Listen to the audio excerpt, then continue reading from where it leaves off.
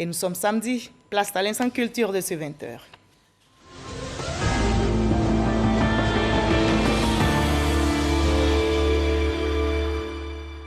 Nous partons pour Botro, dans la région de Gbeke. Là-bas, la jeunesse nourrit un rêve, celui de pérenniser les valeurs culturelles des peuples Satiklan et Glo, et surtout faire de la localité une destination touristique. Et ils s'en donnent les moyens. Un festival culturel et artistique s'y tient depuis quelques années. L'Épagne est au cœur de l'édition. Théodore Zouzou, Franck Wadio. Entrée rythmée et cadencée, le Goli en attraction au stade de Botro. C'est une danse traditionnelle importée du pays Ouan, centre de la Côte d'Ivoire.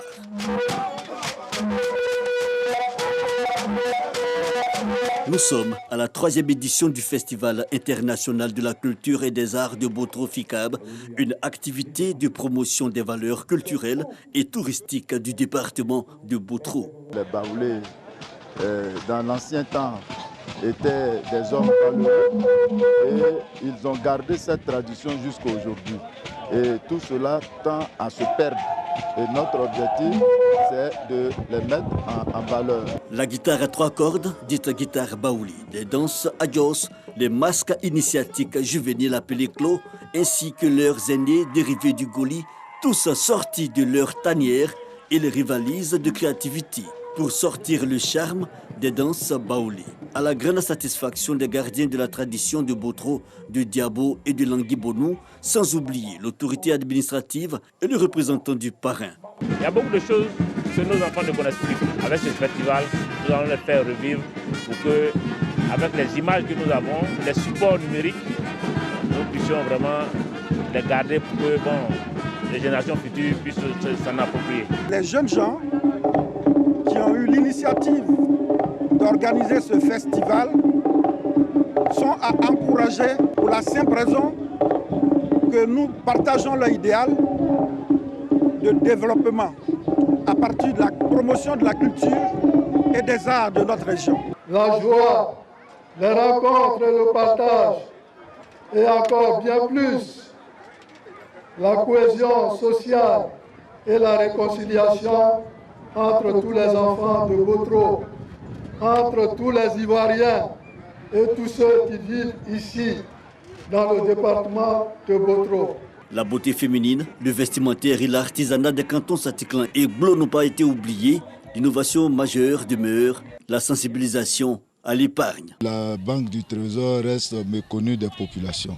Cette banque-là est là pour se faire connaître par la population, dire aux populations qu'elles ont la possibilité, comme dans les autres banques, de venir épargner. C'est vraiment un moyen de pouvoir vraiment se rapprocher de cette clientèle-là, se rapprocher de ces prospects-là, pour leur fournir vraiment toutes les informations qu'il faut.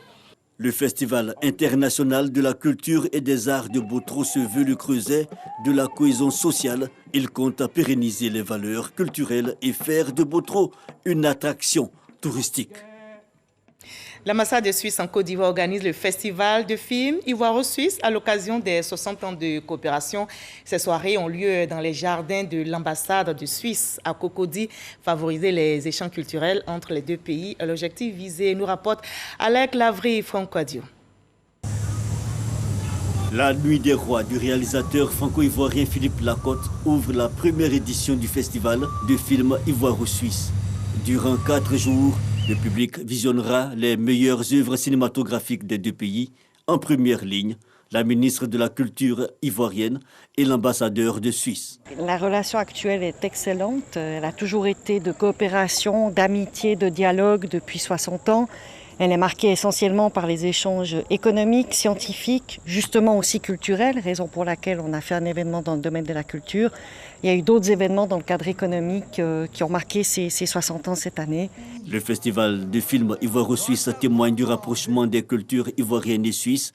Pour Arlette Badou Nguessan, ce festival est un exemple de coopération à encourager. Excellence, je voudrais vous faire mes meilleurs compliments et vous traduire toute ma reconnaissance pour cette noble initiative qui promeut le 7e art ivoirien. Je formule le vœu d'une collaboration culturelle plus accentuée entre nos deux pays. Au total, 6 films seront projetés lors de ces soirées dont Bal Poussière de Henri Duparc et Ma vie de Courgette du réalisateur suisse Claude Barras. Et on en arrive à l'entretien avec notre invité de la page culture. On évoque l'acapella ce soir avec l'un des membres du groupe Even Singers. Alors, Tori Oswald est avec nous. Bonsoir. Bonsoir. Je vous retrouve avec plaisir. Vous êtes un groupe de cinq jeunes et passionnés d'un art musical, l'acapella, que vous exercez depuis votre enfance. Alors, la musique, quand on regarde, vous a réunis avec vos amis. Vous aviez quel âge à l'époque? Nous avions on va dire, Even Singers, c'est une histoire qui débute depuis l'enfance. Des personnes qui se côtoient, qui vivent dans le même quartier, les parents qui se connaissent, et on va dire depuis l'enfance. Depuis l'enfance, quel âge? Il y en a d'autres qui ont, je vais dire, 4 ans, 5 ans. 4 ans, 5 ans. Parce qu'il y en a d'autres qui sont des frères de sang dans le groupe. Dans le groupe? Oui. D'accord. Alors l'enfance, on sait, c'est l'innocence, c'est la phase de l'apprentissage de la vie qui est rythmée, entre autres, par les jeux. Alors dites-nous, comment on arrive à former un groupe musical, l'acapella, que j'imagine n'est pas facile à exercer. Vous avez dit que c'était depuis 4 ans, 5 ans peut-être pour d'autres? Pour d'autres, 5 ans. Alors comment on arrive à cet âge-là à former un groupe musical? On arrive à cet âge à former un groupe musical parce que nous sommes bercés par les chants chrétiens, nous sommes d'inspiration et d'origine chrétienne. Donc le groupe fait dans la musique, mais c'est surtout à l'occasion d'un concours de chant chrétien que le déclic naît. À la vue d'un groupe nommé Freedom Singers, nous sommes émerveillés par leurs prestations. Donc là, nous disons, waouh, il faut travailler. Et à cet instant précis-là, nous nous mettons maintenant à apprendre. Et ça nous prend beaucoup d'années, de 2002 à maintenant 19 ans. 19 ans, vous avez presque grandi ensemble. Oui. Mais il y avait des adultes qui vous soutenaient, qui vous accompagnaient, qui vous aidaient? Oui. Parce qu'à 4 ans quand même, hein? Oui. Nos parents, nos autorités ecclésiastiques, nos amis, nos proches, vraiment nous encourageaient dans ce. Justement. Alors, vous exercez, vous promouvez l'acapella, un art qui emballe forcément, nous rapporte Issa Tunayo. On va regarder ensemble ce reportage et puis on en reparle. Even Singers, ou les chanteurs du paradis, est un groupe gospel composé de 5 jeunes hommes. Son style musical, l'acapella, qui met un point d'honneur à la valorisation de la diversité des rythmes et instruments africains par le seul moyen de la voix.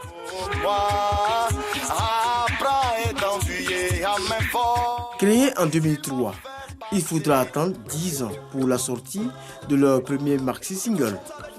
Mais c'est en 2015 que Noël Lebé, Hervé Dei, David Lolo, Jonathan Ouraga et Oswald Tori réalisent leur tout premier album de 8 titres en acapella intitulé Special Thanks.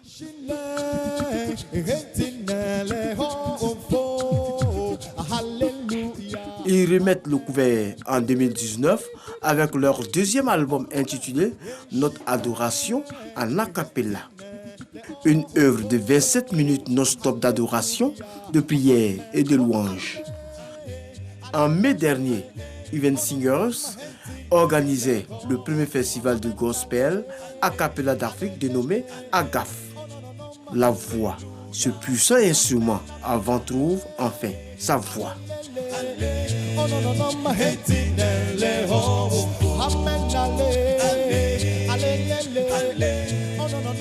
Voilà, des voix à savoir, reportage réalisé pour vous par Yannick Efoumi et Issa Tunayo. Alors, dites-nous, Oswald, chaque membre du groupe Even Singers a un rôle spécifique qui donne une harmonie musicale presque parfaite, j'ai envie de le dire. Décrivez-nous maintenant ce rôle que chacun joue dans cet ensemble vocal. Comme nous l'avons dit au préalable, l'acapella, c'est de faire des organes de phonation, des instruments de musique. Et si tel est le cas, il faut que, bien évidemment, chaque individu se constitue comme un instrument pour que la musique soit parfaite, sinon l'harmonie soit plus belle à entendre. C'est dans ce sens que nous avons, par exemple, M. Tori Oswald, que je suis, fait ce qu'on appelle le beatbox, donc la batterie dans le jargon a cappella. Par exemple, je peux faire cet exemple pour vous. Vous avez dit une batterie imaginaire presque. Oui, imaginaire mais humaine. D'accord. On a par exemple Jonathan Ouraga qui fait la basse. Que vous n'avez pas à imiter, non, que je ne peux pas imiter. Pourquoi? C'est ce qui fait, je vais dire, le piment chez Even Singers, c'est que les membres sont tellement interdépendants qu'ils sont incapables de faire ce que les autres font. Par exemple, lorsque un d'entre nous manque, nous sommes incapables de prester. Donc, vous faites la batterie, la batterie, Jonathan la basse, Noé la flûte africaine et la guitare, Hervé les tambours et David Lolo Eric, il fait les claps ou la castagnette. Et vous êtes interdépendants, ça c'est très bien, ça veut dire que le groupe va rester soudé. Alors quels sont les messages que vous véhiculez essentiellement dans vos chansons? Dans nos chansons, nous véhiculons le message de l'Évangile, donc le Seigneur, Dieu, le rapport à Dieu, de l'homme à Dieu, les bonnes conduites, parce que les mœurs sont de plus en plus dénaturées, donc il faut revenir à l'essentiel. Mais ce que nous faisons de plus particulier en a cappella, c'est que nous revenons aux fondamentaux de la musique, c'est-à-dire ramener l'art dans sa fonction éducationnelle et existentielle, parce qu'il ne faudrait pas que la musique serve seulement à se divertir, mais il faudrait qu'elle éduque également. D'accord. Et vous avez une cible particulière, les jeunes, les femmes, les chrétiens ou tout le monde? Notre cible, on va dire, c'est tout le monde. C'est tout le monde. Mais comme nous sommes jeunes, nous axons également sur les jeunes. C'est très bien. C'est l'avenir de demain. Et justement, vous êtes jeune. Dites-nous, avec vos amis, qu'est-ce que cet art vous a apporté depuis l'enfance? Depuis l'enfance, cet art nous a permis de rencontrer du monde, nous a permis de faire de belles relations, nous a permis d'avoir des amis, nous a permis d'aller dans des grands lieux. Que nous sommes, je dis, pour l'activité artistique est très importante. Avec cet art, nous arrivons à évangéliser, à annoncer. Et surtout à vous prendre en charge. Il faut ajouter cela, ce n'est pas un secret. Et justement, on va parler des secrets. Y a-t-il des secrets à percer pour être de bons chanteurs et de bons musiciens sans instrument, je précise, comme vous? Il n'y a pas de secret. Il n'y a pas de secret. Parce que tout le monde est amené à faire... Je ne vais pas jouer la cappella, donc je veux connaître... Je suis sûr que vous pouvez le faire. Ah bon? Oui, vous pouvez le faire si vous donnez le temps d'apprendre. Mais le seul secret que nous devons donner, c'est que comme la musique, elle est divine, elle est de Dieu, il faut se rapprocher d'abord de Dieu et puis ensuite développer le talent que Dieu met en nous par les apprentissages, des répétitions et des exercices continuels. D'accord. Alors, vous venez d'organiser un festival, on l'a entendu dans le reportage d'Issa Chunan Yeo et Foumi, un festival dédié à la cappella. Quelle impression avez-vous justement de cet art en Côte d'Ivoire? Est-il assez promu?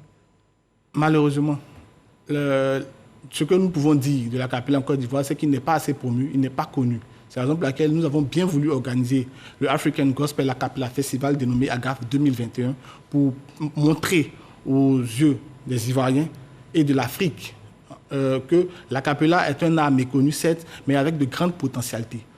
Parce que l'être humain n'est certainement pas dédié à produire des sons comme un instrument, mais avec la cappella, on y arrive. C'est là la particularité. D'accord. Alors, Even Singers reste solide et soudé. Qu'est-ce qui fait votre particularité? Ce qui fait notre particularité, on va dire, en tant que groupe a cappella africain, c'est surtout la rythmicité africaine que nous mettons en avant. Parce que la musique européenne, elle est essentiellement mélodique, mais celle africaine est à dominance rythmique et cadencée. Donc, nous nous mettons dans ce cas de figure. Pourquoi? Parce qu'il faudrait bien évidemment que la musique que nous produisons pour notre population soit consommée par la population. Donc, nous ne voulons pas que notre musique, je dirais, soit une musique dédiée à une élite particulière, non. Donc, à l'est, à l'ouest, au sud, au nord, on se retrouve au niveau des Even Singers. Alors, je vais demander aux autres membres du groupe, ils sont avec nous dans ce studio, ils vont nous rejoindre sur ce plateau, mais de façon particulière. Ils ont une façon particulière de faire leur entrée sur scène. Et ce soir, voilà, on va les accueillir, Even Singers. Les autres membres du groupe.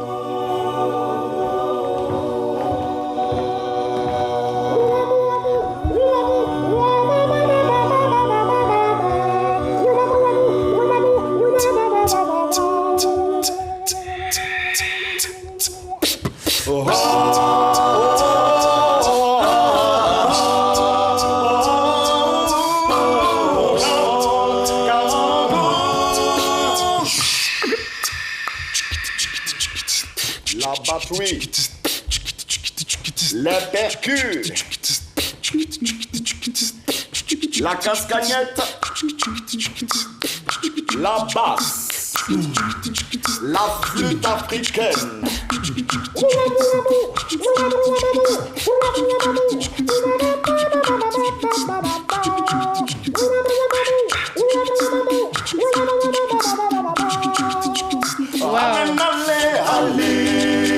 Allez, et il est les repos. Allez, Allez, Alléluia, Amen.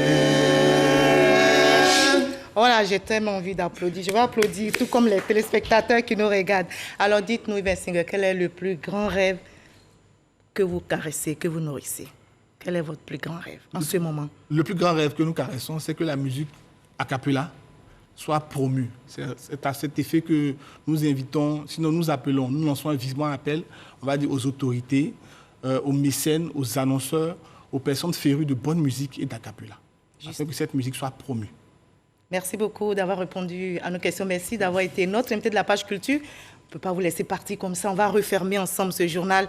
Je rappelle qu'il a été réalisé par Awa Savardogo. Merci à tous, surtout à l'équipe technique là-haut. Merci au superviseur, le rédacteur en chef Adama Kone. Merci surtout à vous de nous avoir suivis. Ils sont 5, je rappelle. Ils sont jeunes. Ils sont passionnés de leur art. Le groupe Yvan Singers vous dit au revoir maintenant sur une belle note d'acapella. Vive la culture ivoirienne. Prenez soin de vous. À demain 20h.